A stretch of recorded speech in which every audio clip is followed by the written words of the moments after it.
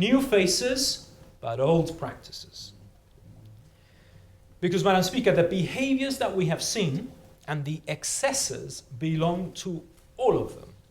It belongs to the successive governments that he has led, and also this year, very unceremoniously and in full technicolor, belongs to all the current ministers without exception.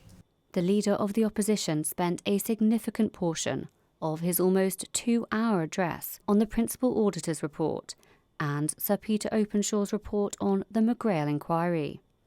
Keith Azopardi said the reaction to both showed a terrible intolerance to criticism, with a parliamentary motion rejecting the report, backed by each minister. A report Mr Azopardi said was deeply critical of the Chief Minister. He said politicians in the UK would have been compelled to resign.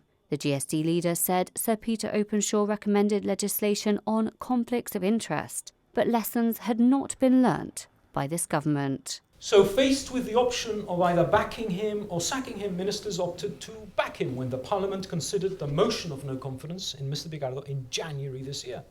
In doing so and supporting him, each and every minister owned and condoned the improper actions too.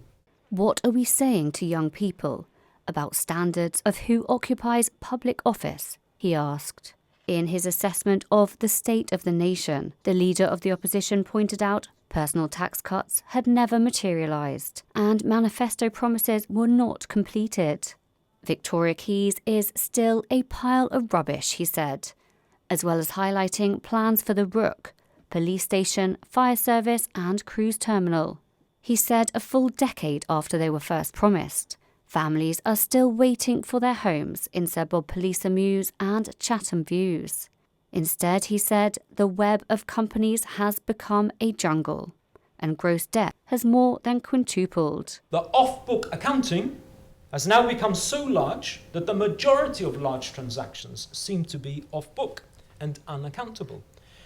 When we have gross debt, indirect and direct, of around 2.6 billion and major off-book transactions of well over $1 billion, Keith Azopardi said when we do not have accountability or even explanations of the use of hundreds of millions of pounds, this is a problem. He pointed to a company, the Community Credit Union Cooperative Limited, he said has dished out loans to companies or individuals to the value of £114 million. But despite repeated questions, no information has been provided as to who the loan recipients are. Why does this matter, he asked. Because it means worse services, less jobs, fewer opportunities. Because if others are given preferential treatment or jobs or contracts or money, that may not be merited or they deserve, there is inevitably less money for you, for the citizen. Keith Azopardi also highlighted departmental overspend in the region of £79 million. Only 6 departments kept to their budget, he said.